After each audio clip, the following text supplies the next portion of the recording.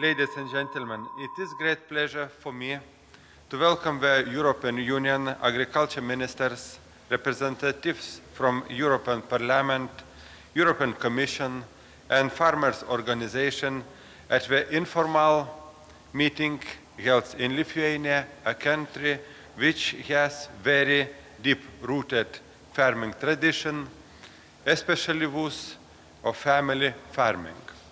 Yesterday we visited an organic livestock farm, a nice example of family farming tradition. We have seen how family farming helps maintain the rural lifestyle and contributes to the development of rural economy. Today we will continue a very important discussion on family farming prospects in the context of globalization. This topic will be of great importance next year as the United Nations has announced 2014 to be the year of family farming.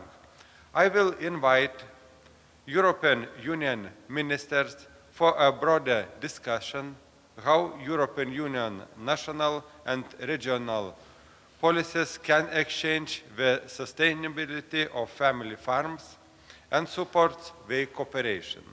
I will encourage the exchange of our views on innovation in family farms, promotion of short food chains and local food system. Family farms, the basis of a competitive, sustainable, market-oriented European model of agriculture sector which meets the society expectation.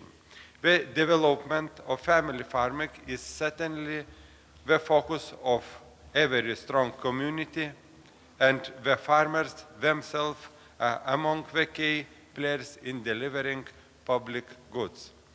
I hope that we will have a very productive discussion that will allow us to find effective measures to promote, expand and maintain a family farm as a social, relevant, economically viable and politically important farming model. Thank you.